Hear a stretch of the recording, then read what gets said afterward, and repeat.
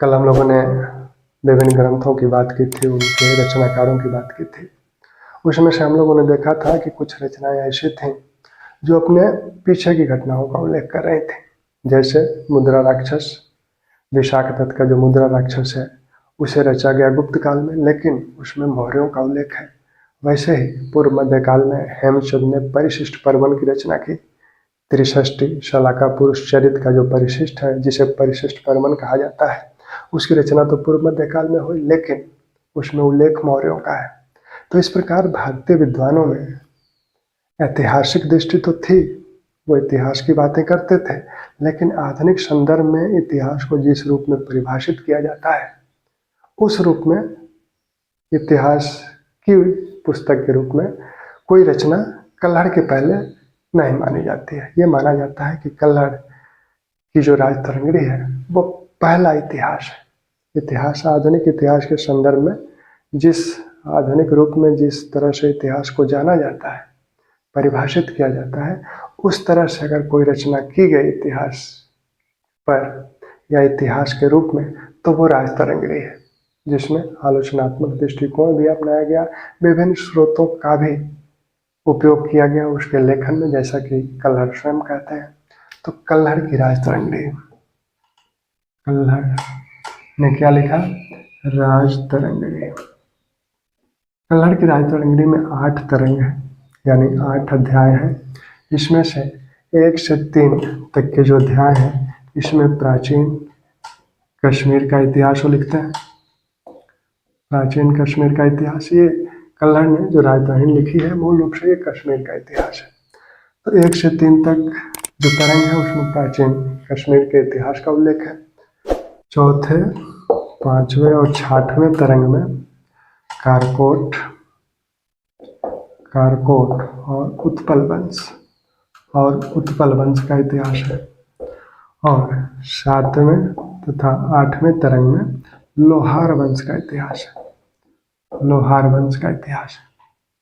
तो लोहार वंश का इतिहास है, ये जय सिंह तक आते आते समाप्त हो जाता है। राजतरंगिणी के अंतिम शासक जो हैं वो जय सिंह हैं। जय सिंह के काल में 1155 या 59 ईस्वी में ये समाप्त हो जाता है। यहाँ इस पे ये समाप्त हो जाता है। इसके आगे का जो कश्मीर का इतिहास है वो जोनराज और श्रीवर ने लिखा। जोनराज ने जैनुल आबादीन तक कश्मीर का इतिहास लिखा, यहाँ से जैनुल आबादीन तक। फिर आगे उसके बाद श्रीवर ने कश्मीर का इतिहास लिखा। तो जोनराज का जो इतिहास है उसे द्वितीय राजतरंगिणी भी कहा जाता है। तो कल्हड़ के कार्य को आगे बढ़ाया जोनराज, श्रीवर ने जोनराज का जो वर्णन है वो जैनुल आबादीन तक है, उसके आगे का वर्णन श्रीवर ने किया है। कल्हड़ ने स्वयं राजतरंगिणी में कहा है कि किसी भी लेखक को, इतिहास लेखक को आलोचनात्मक दृष्टि अपनानी चाहिए, विभिन्न स्रोतों का उपयोग करना चाहिए अपने लेखन के लिए, जैसे सिक्के हैं, अभिलेख हैं।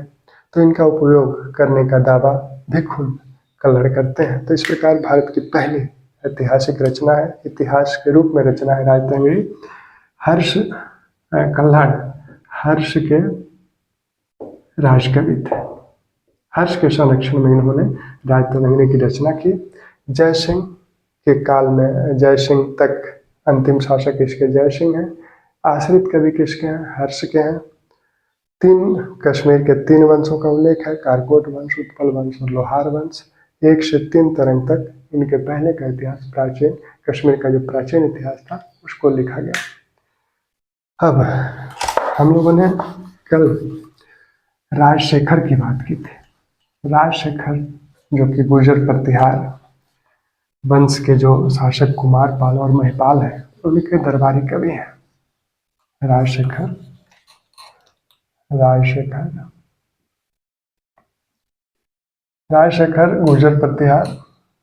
गुर्जर प्रतिहार दरबार में रहे और फिर कलचुरी दरबार में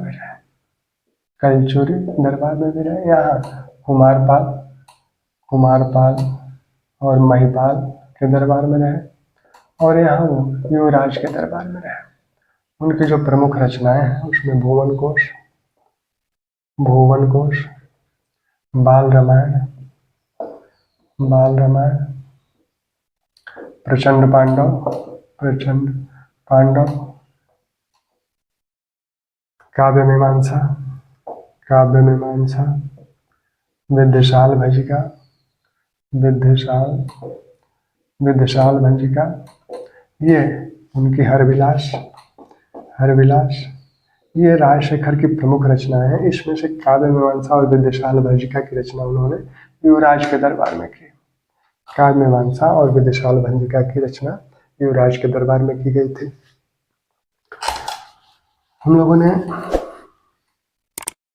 ये देखा था कि गुर्जर प्रतिहार शासक भोज, गुर्जर प्रतिहार शासक भोज ने अनेक रचनाएं की, लेकिन उनके जो पूर्ववर्ती शासक थे मुंज, मुंज के काल में दो प्रमुख कवि थे, जिसमें पद्मगुप्त,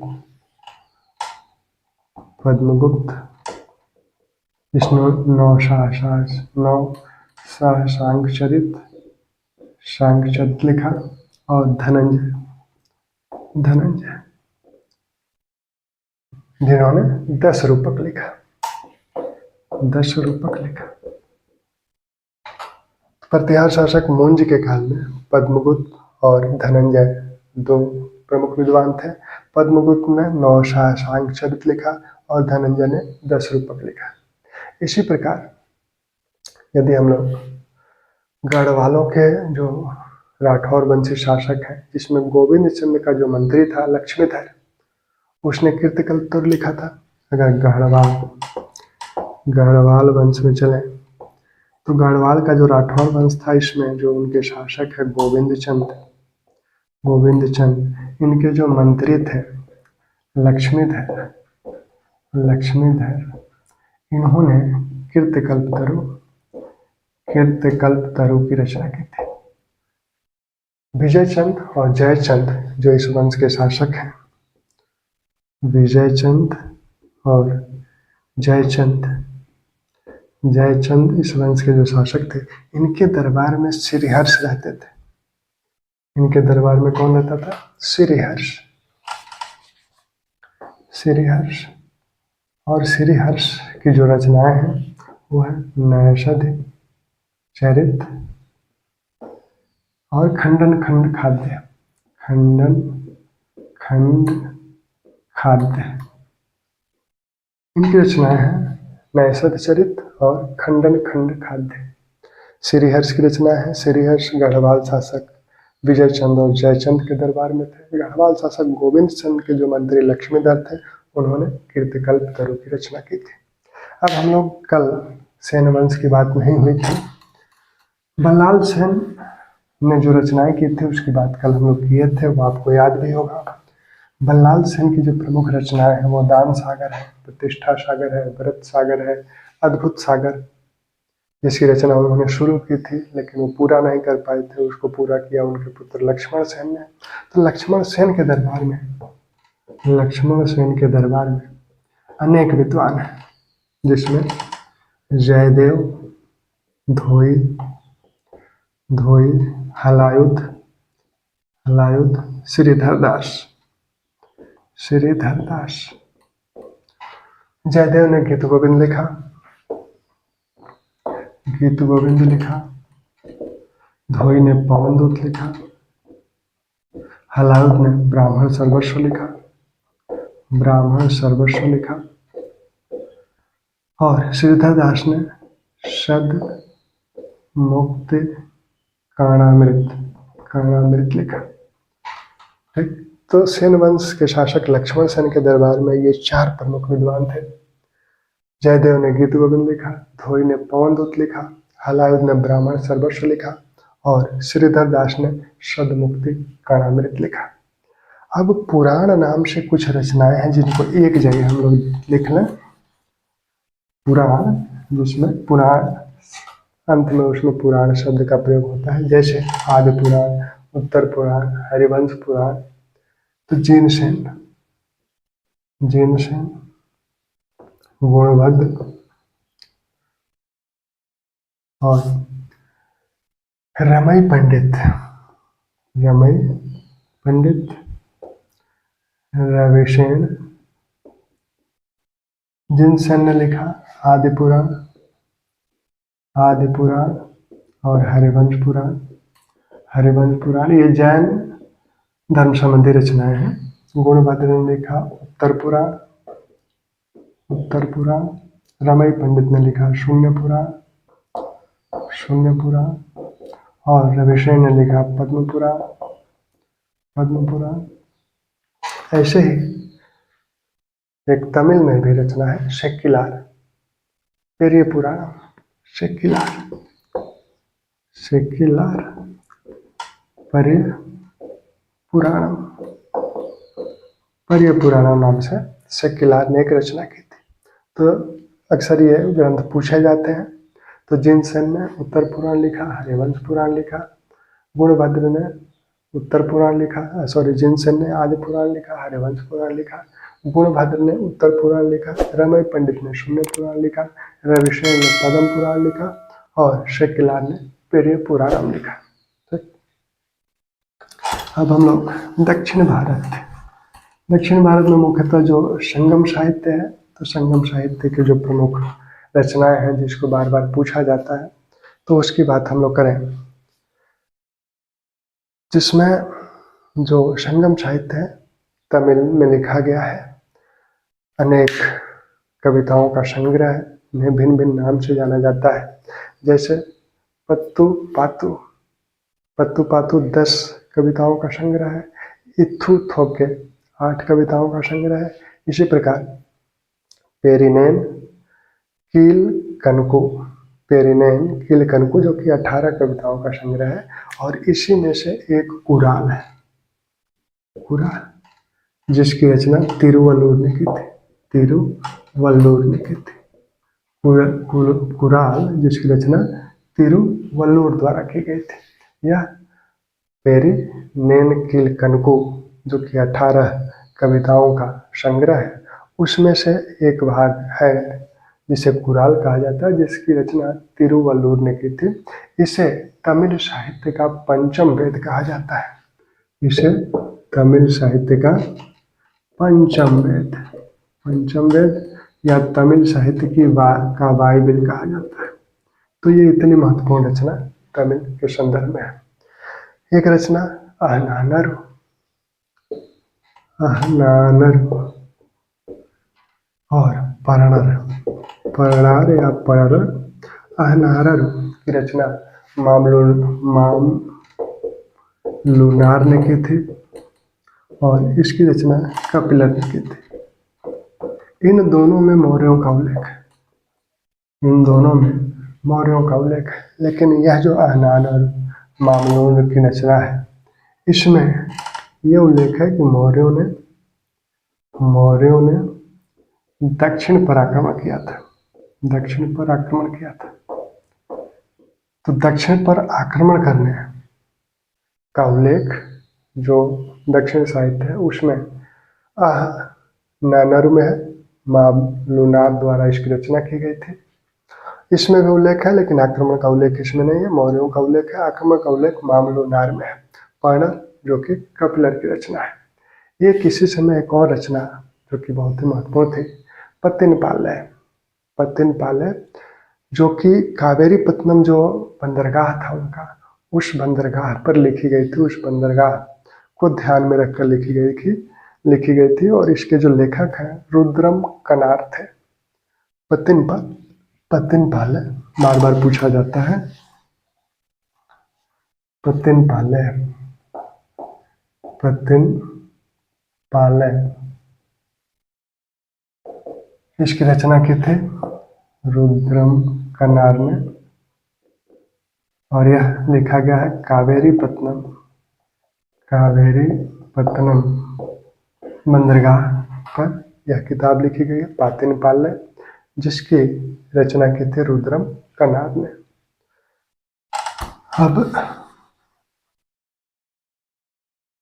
संगम काल के बाद जो रचनाएं की गई तमिल में, उसमें तमिल संगम काल में ही कुछ महाकाव्य लिखे गए जिसे महाकाव्य की संज्ञा दी जाती है। जैसे शिल्पदिकारम मणिमेखलाय जीवक चिंतामणि। शिल्पधिकारम शिल्पधिकारम मणिमेखलाय मणिमेखलाय और जीवक चिंतामणि जीवक चिंतामणि। दो और हैं, वलयकेश वलयपति वलयपति और कुंडलकेश कुंडलकेश। हालांकि ये दोनों मिले नहीं हैं, ये 3 ग्रंथ ही मिले हैं। शिल्पधिकारम जिसकी रचना इलांगो आदिगल ने की थी। इलांगो आदिगल ने इसकी रचना की थी। माना जाता है कि सेनवंशी शासक के भाई थे। मणिमेखला की रचना शीतलय सतनार ने की थी। शीतलय सतनार। और जीवक चिंतामणि की रचना की थी तिरुकदेवर ने। जीवक चिंतामणि की रचना की थी तिरुकदेवर ने। तिरुकदेवर ने जीवक चिंतामणि की रचना की थी तिरुकदेवर ने। शिल्पधिकारम की रचना इलांगो आदिगल। मणिमेखला की रचना शीतलय सतनार। जीवक चिंतामणि की रचना तिरुकदेवर। इलांगो आदिगल ने जो शिल्पधिकारम लिखा, उसमें जो पात्र है उसमें कोलन एक जो नायक है, जो उसकी पत्नी है कनगी, और एक गणिका थी, वैश्या थी, जिसका नाम था माधवी। तो ये 3 लोगों के इर्द गिर्द ये पूरी कहानी घूमती है, जिसका नायक है कोलन।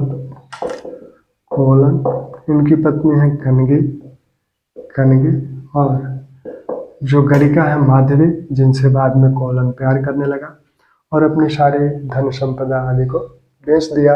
इनके पायलों को भी चुरा के बेचा पांड्य राज्य में।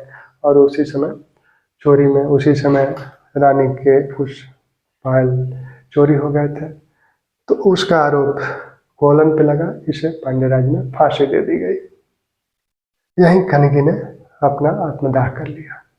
कनगी के इस आत्मदाह से ही दक्षिण भारत में पत्नी पूजा की परंपरा शुरू हुई। मणिमेखला की कहानी माधवी से शुरू होती, मतलब इनके कोलन और माधवी से जो उत्पन्न पुत्री थी मणिमेखला, उसका नाम मणिमेखला था। कोलन और माधवी से जो पुत्री उत्पन्न हुई उसका नाम मणिमेखला था। उसकी कहानी मणिमेखला में दी गई है। यानी शिल्पधिकारम की जो कहानी जहाँ खत्म होती है, वहीं से मणिमेखला की कहानी शुरू होती है। ठीक? इसे तमिल साहित्य में इलियड कहा जाता है, इलियड। और इसे तमिल साहित्य का ओडिसी कहा जाता है, ओडिसी। मणिमेखला को तमिल साहित्य का ओडिसी कहा जाता है। ठीक? अब कुछ अन्य जो तमिल की प्रमुख रचनाएं हैं, जिसमें कलिंगतुपाणी एक रचना है। कलिंगतुपाणी को आगे चलकर चोल काल में लिखा गया था, कुलोत्तुंग प्रथम के समय में है, जयगोंडार द्वारा। इसके पहले पल्लव काल में एक रचना हो चुकी थी, पेरुंदेवनार ने भारत बेड़वा नाम से एक रचना की थी नरसिंह तृतीय के काल में। पेरुंदेवनार की रचना है भारत बेड़वा।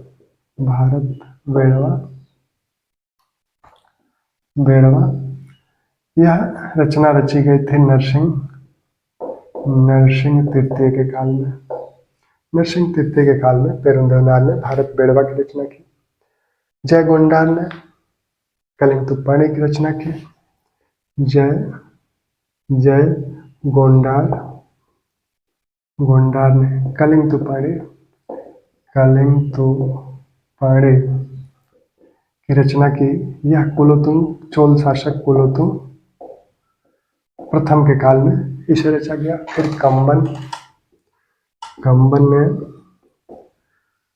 रामावतारम की रचना की और यह रचना कुलोत्तुंग तृतीय के काल में की गई। रामावतारम की रचना की। यह रचना कुलोत्तुंग कुलोत्तुंग तृतीय के काल में की गई थी। तो जय गोंडार ने कलिंग लिखा, पेरुन देवनार ने भारत बेड़वा लिखा, जय गोंडार ने कलिंग लिखा और कंबन ने रामावतारम लिखा। आगे हम लोगों ने शेखिलार, पीछे हम लोगों ने बात की थी पेरिया पुराणम की, जिसकी रचना शेखिलार द्वारा की गई थी। तो ये कुछ प्रमुख रचनाएं थीं जो बार बार पूछी जाती हैं। अब हम लोग थोड़ा सा ये देखें कि शिल्प शास्त्र या वास्तु शास्त्र पर जो रचनाएं की गई थी वो कौन कौन है। वास्तु शास्त्र पर जो रचनाएं की गई थी उसमें भोज की एक रचना है सम्रांगण सूत्रधार, परमार भोज की रचना है सम्रांगण सूत्रधार। सोमेश्वर तृतीय जो चालुक्य वंशी शासक हैं, सोमेश्वर तृतीय की एक रचना है मानसोलास या मानसार, यह भी वास्तुशास्त्र पे ही इसकी रचना की गई। भट्ट भुवन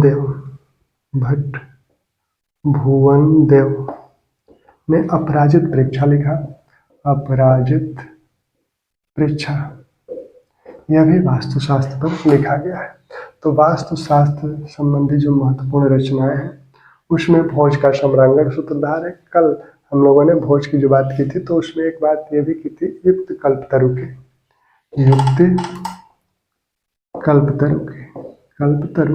तो इसमें नावों के निर्माण, विभिन्न प्रकार के नावों के निर्माण की बात की गई है। हालांकि ये मूल रूप से राजनीति शास्त्र पर लिखा गया ग्रंथ है, लेकिन इसमें विभिन्न प्रकार के नावों के निर्माण का उल्लेख है।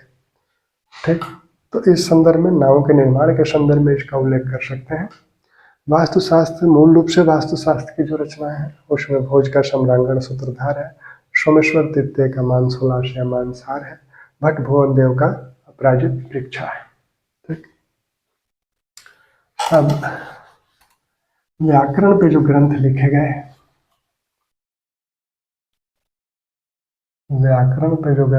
गए, उसमें सबसे पहला जो ग्रंथ जिसकी चर्चा होती है वो है अष्टाध्यायी पाणिनि की। तो पाणिनि की अष्टाध्यायी की चर्चा सबसे पहले व्याकरण ग्रंथों में होती है।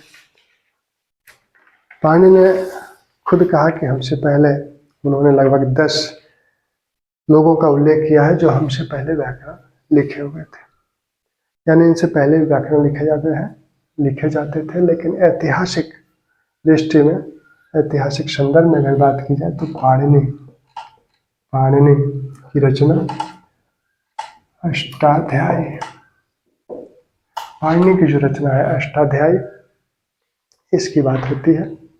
इसके बाद कात्यायन ने लिखा वार्तिका, फिर पतंजलि ने लिखा महाभाष्य।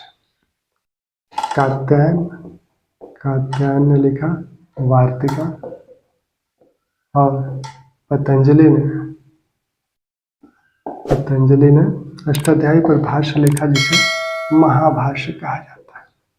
महाभाष्य, ये तीनों लोग जो हैं, इन तीनों लोगों को एक साथ मुनित्रयी कहा जाता है। इन तीनों लोगों को एक साथ मुनित्रयी कहा जाता है। पाणिनि, कात्यायन और पतंजलि, इन तीनों लोगों को एक साथ मुनित्रयी कहा जाता है। पाणिनि ने अष्टाध्यायी की रचना की, सभी जानते हैं। कात्यायन ने वार्तिका की रचना की, ये भी आप जानते हैं। पतंजलि ने महाभाष्य की रचना की। अब यहाँ तक तो ठीक है। अगर इस पे भाष्य पूछा जाता है कि अष्टाध्यायी पर भाष्य किसने लिखा, और महाभाष्य का भी भाष्य लिखा गया, महाभाष्य की भी टीका लिखी गई, तो अष्टाध्यायी पे जो भाष्य लिखा गया उसमें जयादित्य और वामन भृतृहरि, अष्टाध्यायी पर जो टीकाएं लिखी हैं जिसमें जयादित्य और वामन ने जो टीका लिखी, और फिर हरे ने और महाभाष्य, महाभाष्य पर भी भर्तृहरि ने टीका लिखी, भर्तृहरि। और इसमें महाभाष्य पर टीका लिखी कैयत ने भी, जिसे भाष्य दीपिका के नाम से जाना जाता है, कैयत। जयादित्य और मामन ने काशिका नाम से टीका लिखी, काशिका। और भर्तृहरि ने जो अष्टाध्यायी पर जो भाष्य लिखा वो वाक्य प्रदीप नाम से लिखा, वाक्य प्रदीप नाम से। और भर्तृहरि ने महाभाष्य पर जो टीका लिखी उसे भाष्य दीपिका नाम से लिखा, इसे भाष्य दीपिका नाम से लिखा, भाष्य दीपिका नाम से लिखा। और कैयत ने भाष्य प्रदीप नाम से लिखा। तो भाष्य प्रदीप कैयत महाभाष्य पर टीका लिखते हैं और वाक्य प्रदीप भर्तृहरि अष्टाध्यायी पर टीका लिखते हैं। तो इनको ध्यान रखा जाए। अब आयुर्वेद संबंधी जो ग्रंथ हैं, आयुर्वेद संबंधी जो प्रमुख ग्रंथ हैं, जिसमें चरक की बात होगी, चरक संहिता, सुश्रुत, सुश्रुत संहिता और वाग्भट। चरक ने चरक संहिता लिखी, सुश्रुत ने सुश्रुत संहिता लिखी। सुश्रुत शल्य चिकित्सा के लिए जाने जाते हैं, शल्य चिकित्सा के लिए जाने जाते हैं। जीवकाद चिकित्सकों का नाम बौद्ध काल में उनका उल्लेख हुआ है, लेकिन उनके किसी ग्रंथ का उल्लेख अभी नहीं है, उनका ग्रंथ कोई अभी मिला नहीं है। सुश्रुत। इसके बाद वाग्भट ने अष्टांग हृदय लिखा और अष्टांग संग्रह लिखा। वाग्भट, वाग्भट ने अष्टांग हृदय और अष्टांग संग्रह लिखा। ये तीनों रचनाएं एक साथ, इन तीनों रचनाओं को एक साथ बृहत्त्रयी कहा जाता है। बृहत्त्रयी कहा जाता है। इन तीनों रचनाओं को एक साथ बृहत्त्रयी कहा जाता है। तीनों रचनाएं कौन कौन सी हैं? चरक संहिता, सुश्रुत संहिता और अष्टांग हृदय तथा अष्टांग संग्रह। तो ये तीनों बृहत्त्रयी के रूप में जानी जाती हैं। ठीक, मुनित्रयी के रूप में वो तीनों व्याकरणाचार्य जाने जाते थे। आयुर्वेद के संदर्भ में अन्य जो ग्रंथ लिखे गए, जिसमें जो कि कुछ वर्षों के लिए लिखे गए, जैसे शालिहोत्र। शालिहोत्र की रचना की गई थी भोज द्वारा, परमार भोज द्वारा। शालिहोत्र की रचना की थी परमार भोज ने, परमार वंश शासक भोज ने। यह अश्वों की चिकित्सा के लिए लिखा गया था। ऐसे ही आगे चलकर पालकाप्य ने हस्त्य आयुर्वेद लिखा, हस्त्य आयुर्वेद लिखा। पालकाप्य ने हस्त्यायुर्वेद लिखा हाथियों की चिकित्सा के लिए। हत्स्य यानी हाथियों की चिकित्सा के लिए ये लिखा गया था पालकप्य द्वारा। और घोड़ों की चिकित्सा के संदर्भ में परमार भोज ने एक ग्रंथ लिखा जिसे शालिहोत्र कहा जाता है। अब जो शब्दकोश है, शब्दकोश विभिन्न लोगों ने लिखा, जिसमें सबसे प्रमुख शब्दकोश अमर सिंह का है। अमरकोश, अमर सिंह का अमरकोश। इसके बाद जो आदि पुराण है, उत्तर पुराण है, ये भी जैन धर्म संबंधी शब्दकोश है। आदि पुराण, उत्तर पुराण, प्रबंध चिंतामणि, अभिधान चिंतामणि, ये सभी शब्दकोश ही हैं। प्रबंध चिंतामणि, अभिधान चिंतामणि, ये सभी शब्दकोश ही हैं। यादव प्रकाश की वैजयंती भी शब्दकोश है। हलायुध ने अभिधान चिंतामणि लिखे और हेमचंद्र ने प्रबंध चिंतामणि लिखे। तो हलायुध का अभिधान चिंतामणि,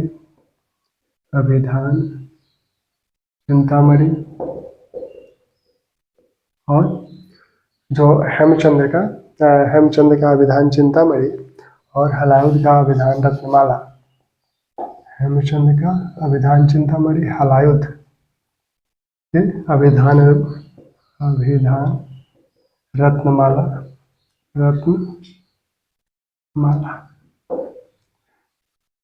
इसके साथ ही यादव प्रकाश की वैजयंती, यादव प्रकाश की वैजयंती, यादव प्रकाश की वैजयंती, ये प्रमुख शब्दकोश है जिसमें उत्तर पुराण भी है, आदि पुराण भी है। कुछ लेखकों ने, जैसे कि कल संभवतः बात हुई थी कि नहीं, जयानक भट्ट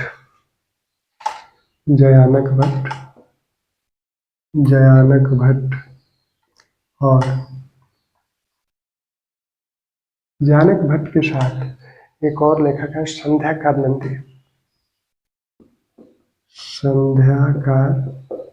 नंदी। जयानक भट्ट ने पृथ्वीराज विजय लिखा, संध्याकार नंदी ने रामपाल चरित लिखा। रामपाल चरित संध्याकार नंदी ने लिखा, इन्होंने पृथ्वीराज विजय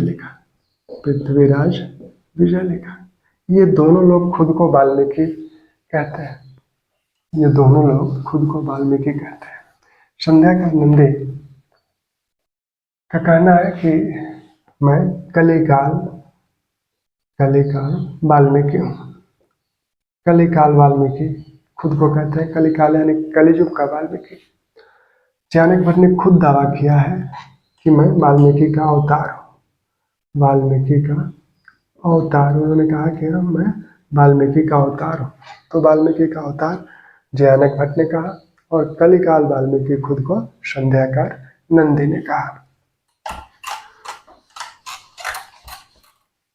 अब जो कुछ ग्रंथ, अन्य जो ग्रंथ हैं, लगभग सभी ग्रंथ हम लोग देख लिए, जो महत्वपूर्ण ग्रंथ हैं, जो बार बार पूछे जाते हैं।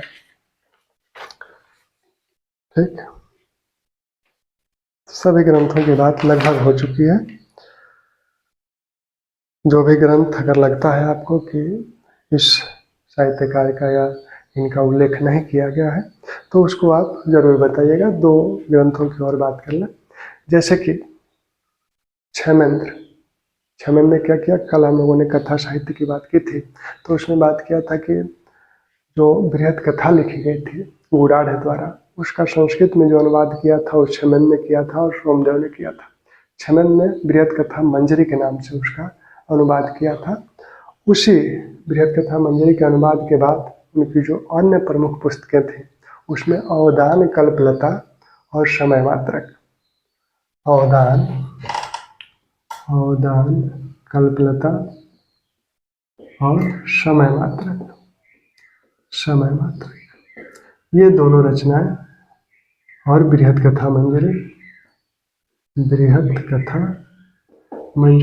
ये 3 प्रमुख रचनाएं किसकी हैं, तो क्षमेंद्र की हैं। क्षमेंद्र कश्मीर से हैं, क्षमेंद्र की है। इसमें उन्होंने, यह रचना जो है व्यंगपूर्ण रचना है। ठीक, समय मात्रक जो है ये वेश्याओं पर लिखा हुआ ग्रंथ है। इसी प्रकार वेश्याओं की आत्मकथा इसे कहा जाता है, समय मात्रक को। इसी प्रकार वेश्याओं के संदर्भ में एक और पुस्तक लिखी गई जिसे कूटनीमत्तम कहा जाता है, कूटनीमत्तम।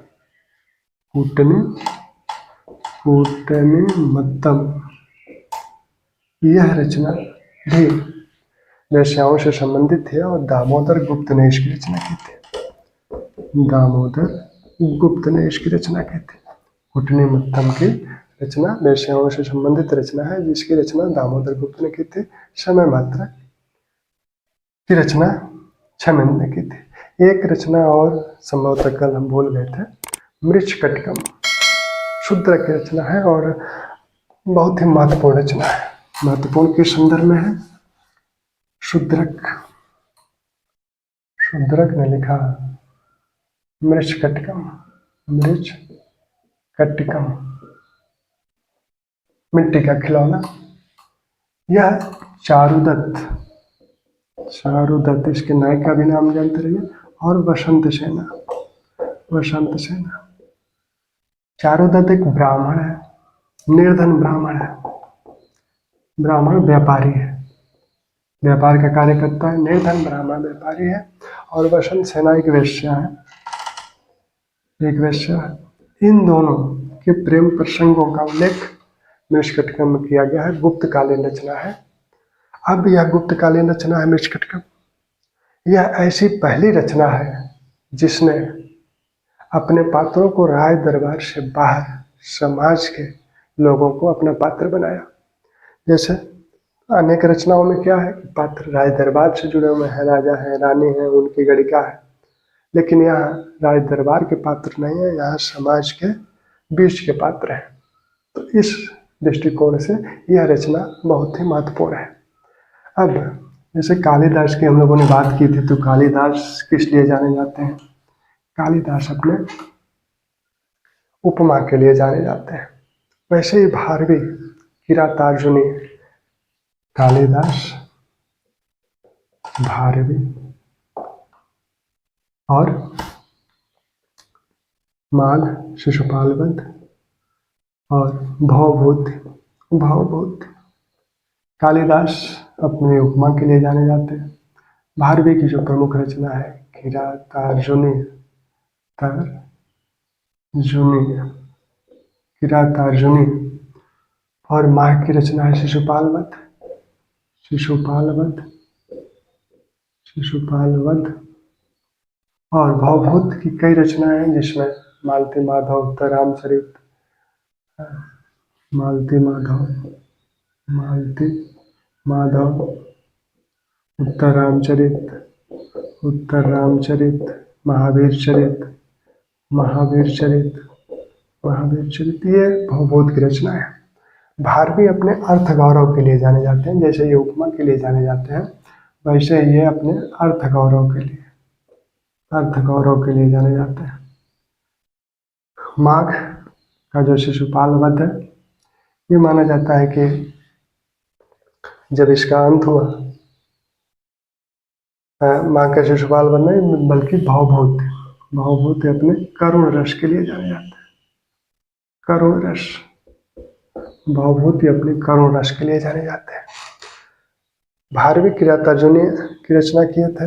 यह शैवधर्म संबंधी रचना है जिसमें किरात वेशधारी शिव और अर्जुन के बीच युद्ध का उल्लेख है, जिसमें शिव अर्जुन से प्रसन्न होकर उसे पाशुपास्त्र प्रदान करते हैं।